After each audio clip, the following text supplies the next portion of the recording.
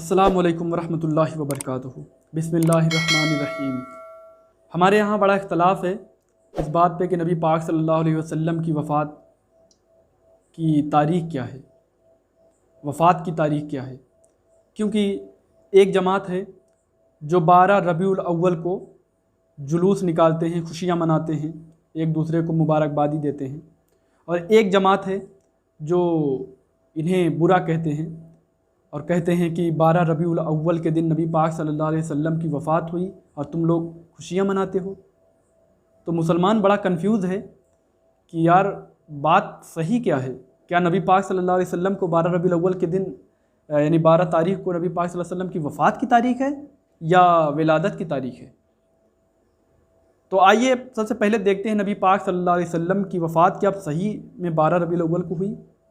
हमें हदीसों और रिवायतों से क्या पता चलता है, क्योंकि हमारे यहाँ किताबों में सब कुछ लिख दिया गया है। आइए हम किताबों से, हदीसों से देखते हैं क्या रबीउल अव्वल की 12 तारीख़ को नबी पाक सल्लल्लाहु अलैहि वसल्लम की विसाल हुआ या किसी और दिन हुआ, किसी और तारीख़ को हुई। तो सबसे पहले आइए देखते हैं सही बुखारी की हदीस नंबर 45। मैं 2 हदीस आपको सुनाऊंगा सबसे पहले, उसके बाद फिर उन्हीं दोनों हदीस से कंपेयर करूंगा।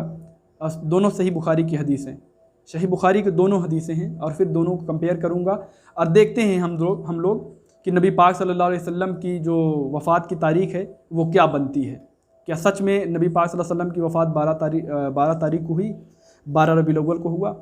तो सबसे पहले रिवायत देखते हैं सही बुखारी की हदीस नंबर 45, किताबुल ईमान, बाब नंबर 33। सनद ये है कि हसन बिन सब्बार रिवायत करते हैं जाफ़र बिन औन से, जाफ़र बिन औन रिवायत करते हैं अबू उमैस से, अबू उमैस रिवायत करते हैं कैस बिन मुस्लिम से, कैस बिन मुस्लिम रिवायत करते हैं तारिक बिन शिहाब से। तारिक बिन शिहाब तारिक बिन शिहाब फरमाते हैं कि एक यहूदी ने हज़रत उमर रदी अल्लाह ताला अन्हु से कहा, ऐ अमीरुल मोमिनीन, आप लोग अपनी किताब में एक आयत पढ़ते हैं, अगर वो आयत हम यहूदियों पर नाजिल हुई होती तो हम उस दिन को ईद बना लेते। तो हज़रत उमर रदी अल्लाह ताला उन्होंने कहा, वो कौन सी आयत है? तो उसने सूरह मायदा की आयत नंबर 3 पढ़ी। वो क्या पढ़ी उसने? सूरह मायदा की आयत नंबर 3, अल यौमा अकमलतु लकुम दीनकुम व अतममतु अलैकुम नेअमती व रदीतु लकुमुल इस्लाम दीना। वो ये आयत पढ़ी। इसका तर्जुमा ये है, आज हमने तुम्हारे लिए तुम्हारा दीन मुकम्मल कर दिया है और अपनी नेमत तुम पर तमाम कर दी है और इस्लाम को तुम्हारे लिए बतौर दीन पसंद किया है। तो हज़रत उमर रदी अल्लाह ताला उन्होंने फरमाया कि हम उस दिन को जानते हैं और उस जगह को जानते हैं जहाँ नबी पाक सल्लल्लाहु अलैहि वसल्लम पर यह आयत नाजिल हुई, और वो जुमा का दिन था। आगे फरमाया, और वो जुमा का दिन था और नबी पाक सल्लल्लाहु अलैहि वसल्लम अरफात में क़याम फरमा थे, यानी अरफात में थे नबी पाक सल्लल्लाहु अलैहि वसल्लम। 10 हिजरी नबी पाक सल्लल्लाहु अलैहि वसल्लम ने एक हज किया है, 4 उम्रे किए हैं, एक हज किया है। तो आखिरी हज और पहला हज नबी पाक सल्लल्लाहु अलैहि वसल्लम का वही बनता है। तो नबी पाक सल्लल्लाहु अलैहि वसल्लम 10 हिजरी अरफात में थे, 9 तारीख थी, 9 तारीख थी अरफात में नबी पाक सल्लल्लाहु अलैहि वसल्लम थे और 10 हिजरी थी और दिन जुम्मा था, तब ये आयत नाजिल हुई, सूरह मायदा की आयत नंबर 3। अब इसका रेफरेंस पहले ले लेते हैं, उसके बाद दूसरी रिवायत की तरफ चलते हैं।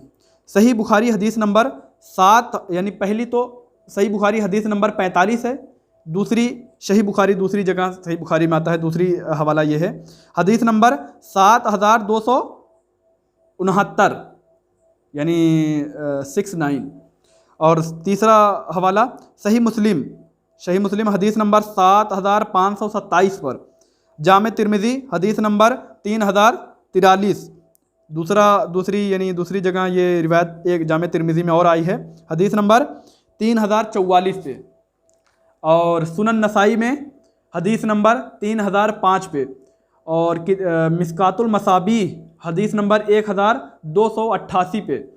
और इमाम इब्न कसीर ने भी अपनी तफसीर इब्न कसीर में लाया है, यानी ज़ेरे आयत, ये सूरह मायदा की आयत नंबर 3 के ज़ेरे आयत ये इस रिवायत को लाया है। इमाम जरीर तबरी ने भी तफसीर तबरी में लाया है इस रिवायत को। तो हमें इस रिवायत से पहले क्या पता चला कि नबी पाक सल्लल्लाहु अलैहि वसल्लम 10 हिजरी को जो हज किया आप सल्लल्लाहु अलैहि वसल्लम ने, 10 हिजरी थी और अरफात का दिन था, यानी 9 तारीख थी, नबी पाक सल्लल्लाहु अलैहि वसल्लम अरफात में थे और दिन जुम्मा था। इस बात को नोट कर ले कहीं, लिख ले कहीं, या अपनी यानी दिमाग में इसको सेट कर लें। क्या 9 तारीख थी, अरफात का दिन था, 10 हिजरी थी। नबी पाक सल्लल्लाहु अलैहि वसल्लम अरफात में 9 तारीख जुम्मा का दिन था। अब आइए दूसरी हदीस की तरफ।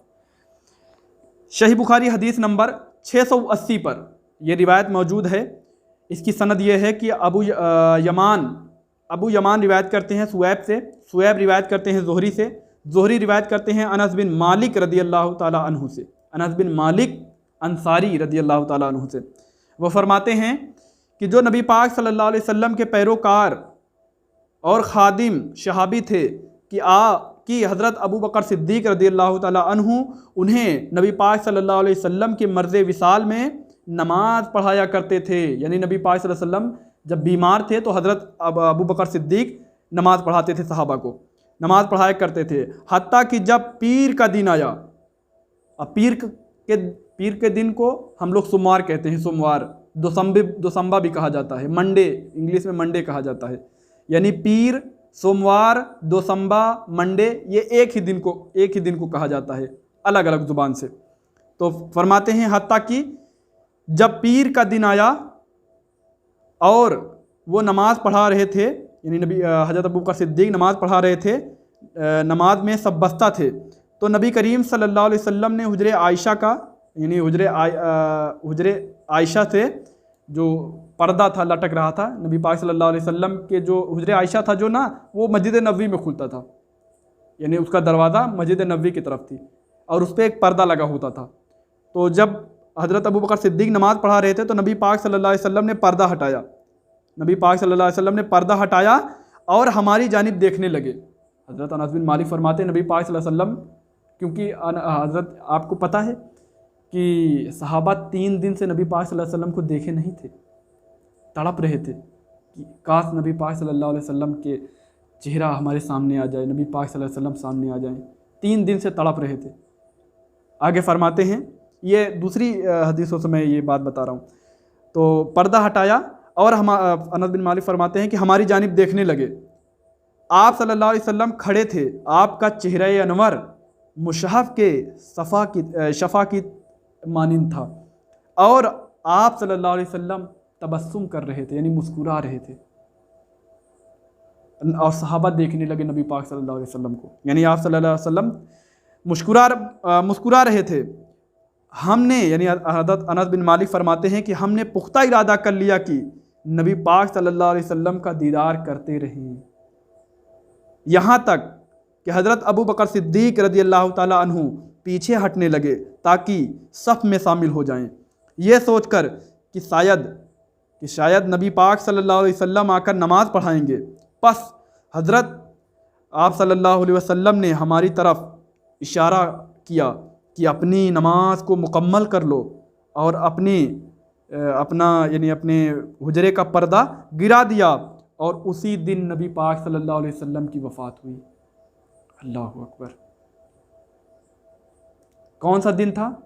सोमवार का दिन था, पीर का दिन जिसको कहते हैं, पीर कह लें, सोमवार कह लें, दोसंबा कह लें, मंडे कह लें, सोमवार के दिन नबी पाक सल्लल्लाहु अलैहि वसल्लम की वफ़ात हुई।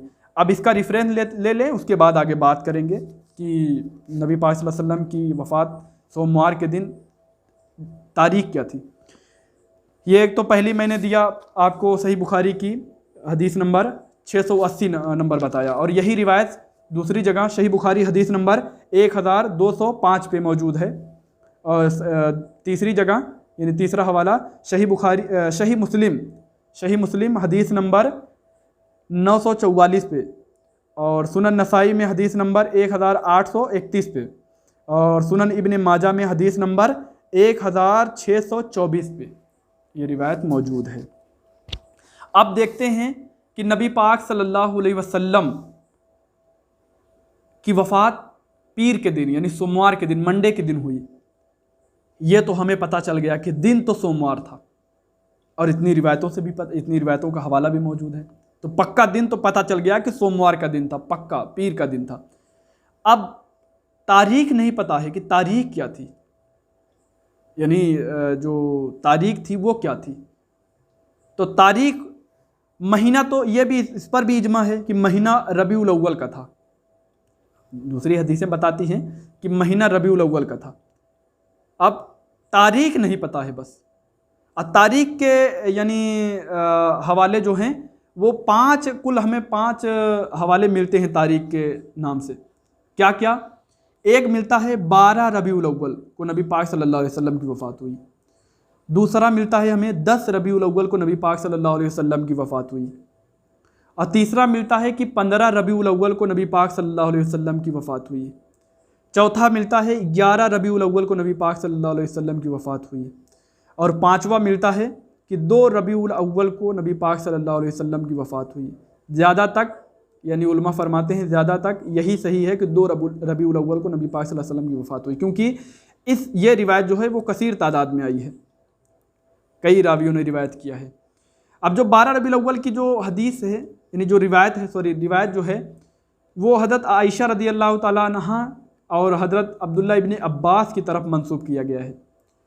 कहाँ लिखा है ये? अल बिदाया व निहाया, इमाम इब्न कसीर ने जिल्द 5 सफ़ा नंबर 256 पर ये रिवायत लाया है।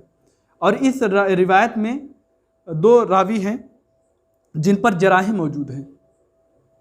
इमाम वाकदी, यानी इनका पूरा नाम इमाम मोहम्मद बिन उमर अल वाकदी, इमाम मोहम्मद बिन उमर अल वाकदी ये हैं।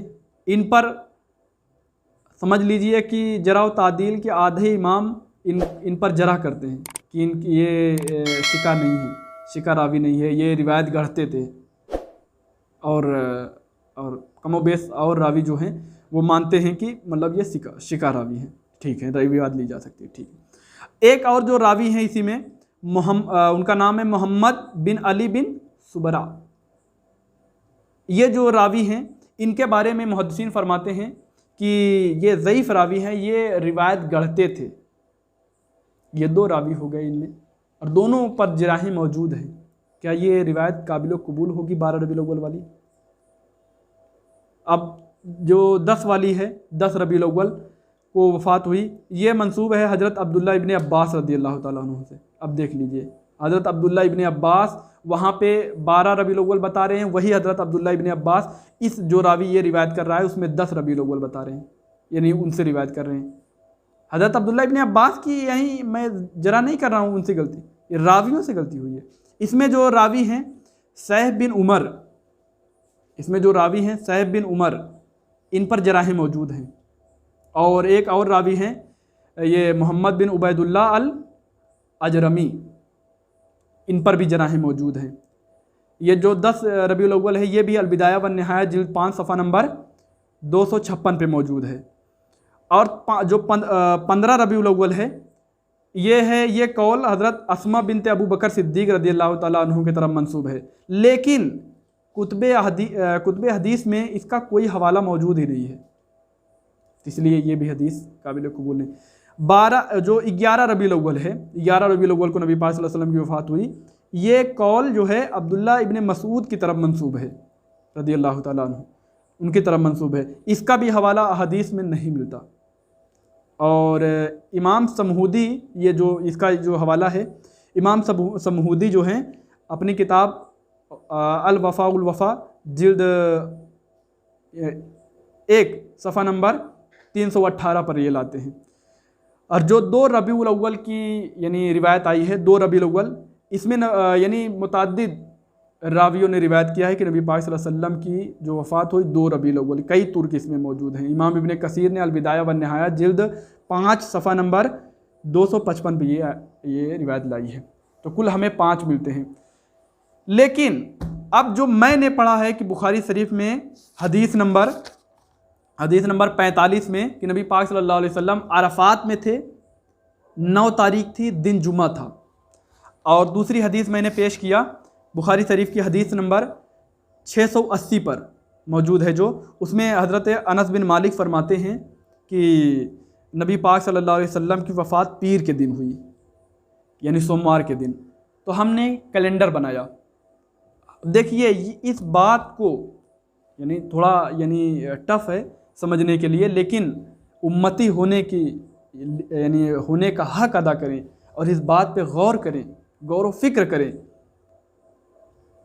जो मैं बताने वाला हूँ जरा इस पे यानी गौर व फिक्र कर लें, सारी बात आपके सामने खुल के वाज़ेह हो जाएगी और किसी रिवायत की अब ज़रूरत ही नहीं पड़ेगी आपको, क्योंकि दिन मैं बता दूंगा, एक दिन गिन के बता दूंगा, गिन के बता दूंगा इतने दिन पड़ते हैं। जरा यानी अपनी जो तवज्जो है हमारी तरफ दें। क्या है, नबी पाक सल्लल्लाहु अलैहि वसल्लम अरफात में थे, 9 तारीख थी, दिन जुमा था। और यहाँ पे इस रिवायत से मिलता है कि नबी पाक सल्लल्लाहु अलैहि वसल्लम की वफ़ात सोमवार के पीर के दिन हुई, यानी सोमवार के दिन हुई। अब हमने 3 कैलेंडर बनाए, यानी 9 तारीख जिलहिज्जा का महीना 10 हिजरी से लेकर 12 जो कहते हैं 12 रबीउल अव्वल को नबी पाक सल्लल्लाहु अलैहि वसल्लम की वफ़ात हुई। हम 12 रबीउल अव्वल तक उसका एक एक दिन गिन लिए, तो दिन कितना बना, यानी 2 महीना 30 ले लिए, 1 महीना 29, या 2 महीना 29 1 महीना 30, या 1 महीना 29 1 महीना 30 1 महीना 29, ये ले लिए। कुल 3 महीने बीच में आते हैं, क्योंकि जिलहिज्जा और मुहर्रम 11 हिजरी लग गई, सफ़र और रबीउल अव्वल की तो 12 तारीख है ही है, इसको तो कुछ लेना नहीं है। तो 3 महीने बीच में आते हैं, ये जिलहिज्जा मुहर्रम सफ़र। तो हमने इसको गिना 3 महीनों को, 2 महीना 29 लिया, 1 महीना 30 लिया, तब भी 12 रबीउल यानी 12 तारीख को पीर का दिन नहीं आता। आप भी यानी इतना मेहनत कर लें, कैलेंडर बनाएं, उसमें देखें, जोड़ें उसको, पीर का दिन नहीं आएगा। 2 महीना 30 का ले लें, 1 महीना 29 का ले लें, ये 12 तारीख पीर के दिन नहीं आएगा। 2 महीना 29 ले लें, 1 महीना 30 ले लें, 12 तारीख 29 को यानी 12 तारीख रबीउल अव्वल के 12 तारीख को पीर का दिन नहीं आएगा। 1 महीना 29, 1 महीना 30, 1 महीना 29 ले लें, फिर भी 12 तारीख को रबीउल अव्वल के यानी 12 तारीख को पीर का दिन नहीं आएगा। आप तीनों महीना 30 का ले लें, हालांकि ऐसा होता ही नहीं कभी, लेकिन ले लें, तीनों महीना 30 का ले लें, फिर भी 12 तारीख को रबीउल अव्वल की पीर का दिन नहीं आएगा, नहीं 12 तारीख को पीर का दिन सोमवार का दिन नहीं आता। तीनों महीना 29 का ले लें, फिर भी 12 तारीख को सोमवार का दिन नहीं आता। मेरे भाई किस हिसाब से जोड़ोगे आप? अगर आप कहोगे नहीं 12 तारीख को नबी पाक सल्लल्लाहु अलैहि वसल्लम की वफ़ात हुई, तो आपको इन जितनी अहदीस हैं उनको यानी रद्द करना पड़ेगा। मेरे भाई कहाँ हैं आप? रद्द करना पड़ेगा, क्योंकि ये रिवायतें जो हैं इनके हिसाब से जो जोड़ा गया है उसमें नबी पाक सल्लल्लाहु अलैहि वसल्लम की जो 12 तारीख है, यानी रबीउल अव्वल की 12 तारीख को सोमवार का दिन पड़ता ही नहीं, आता ही नहीं किसी हिसाब से। चाहे 2 महीना 29 का लें, 1 महीना 30 का लें, 2 महीना 30 का लें, 1 महीना 29 का लें, 1 महीना 29 1 महीना 30 1 महीना 29 लें, या 1 महीना 30 1 महीना 29 1 महीना 30 लें, या तीनों महीना 30 लें, या तीनों महीना 29 ले लें, आएगा ही नहीं कभी मेरे भाई। सोमवार के दिन आता ही नहीं कभी, सोमवार के दिन आता ही नहीं, पड़ता ही नहीं पीर। तो किस हिसाब से आप कह रहे हैं कि पीर के दिन नबी पाक सल्लल्लाहु अलैहि वसल्लम की 12 तारीख को वफात हुई? 12 तारीख क्यों कहते हैं? पीर तो है, 12 तारीख क्यों कहते हैं? 12 तारीख तो सोमवार को पड़ता ही नहीं कभी, आएगा ही नहीं। तो आप किस हिसाब से कह रहे हैं मेरे भाई? इस पे गौर व फिक्र करें। मुझसे जहाँ तक मैं यानी अपना रिसर्च कर सका, तहकीक कर सका, मैंने आपके सामने पेश किया है। अगर आपको ये बात मेरी नहीं समझ ना आई हो तो आप मुझे कमेंट करें, आप मुझसे कांटेक्ट कर सकते हैं, और किसी जानकार आदमी के यानी जो जानकार आपके यानी पास कोई हो, आपके पहचान में हो, उनसे कैलकुलेट कराएं ना, कैलकुलेट कराएं, कैलकुलेशन कराएं, कुछ भी करा लें, उनसे करवाएं, देखें कि वो क्या बताते हैं आपको कि नबी पाक सल्लल्लाहु अलैहि वसल्लम की जो वफ़ात बताई जाती है 12 तारीख को आती है, सोमवार का दिन था, 12 तारीख को सोमवार पड़ता ही नहीं। तो इसलिए 12 तारीख को सोमवार यानी 12 रबीउल अव्वल को नबी पाक सल्लल्लाहु अलैहि वसल्लम की वफ़ात नहीं हुई। नबी पाक सल्लल्लाहु अलैहि वसल्लम की वफ़ात 12 तारीख को नहीं हुई। इस बात पे गौर करें। वो कितना आता है मैं आपको बताता हूँ, कितना आता है मेरे हिसाब से, मेरी तहकीक के हिसाब से। या तो 14 तारीख आती है या तो 15 तारीख आती है। सोमवार का दिन या तो 14 तारीख पे आके बैठेगा या तो 15 तारीख पे आके बैठेगा। अब मैं भी कंफ्यूज हूँ कि जितनी 5 ये रिवायतें मौजूद है, एक में 12, एक में 10, एक में 15, एक में 11, एक में 2, 14, 15 वाली तो कहीं है, 15 वाली है, 15 रबीउल अव्वल को कौल है, मौजूद है, लेकिन इसका कोई हवाला मौजूद नहीं है। तो मुझसे कहीं बोलने में कोई गलती हुई हो तो मुझे माफ़ करें। अल्लाह से मैं तौबा करता हूँ कि मुझसे कहीं बोलने में, कहीं समझने में कोई गलती हुई हो तो अल्लाह मुझे माफ़ करे। अस्तगफिरुल्लाह रब्बी मिन कुल्ली ज़ंबिन व अतूबु इलैहि। अस्सलामु अलैकुम व रहमतुल्लाहि व बरकातुहू। और मैं जो नेक्स्ट मेरा वीडियो होगा मैं आपको उसमें बताऊंगा कि नबी पाक सल्लल्लाहु अलैहि वसल्लम जो जुलूस यानी मुसलमान मनाते हैं, क्या जुलूस मनाना जायज़ है? जुलूस मना सकते हैं, निकाल सकते हैं? यानी कुरान व सुन्नत, कुरान व हदीस से क्या हमें इसकी इजाज़त है? जुलूस निकाल सकते हैं, मना सकते हैं? तो इंशाअल्लाह मैं अगला वीडियो इस पर रिकॉर्ड करवाऊँगा। मुझसे कहीं बोलने में गलती हुई हो तो मैं माफ़ी चाहता हूँ। अस्तगफिरुल्लाह रब्बी मिन कुल्ली ज़ंबिन व अतूबु इलैहि। अस्सलामु अलैकुम व रहमतुल्लाहि व बरकातुहू।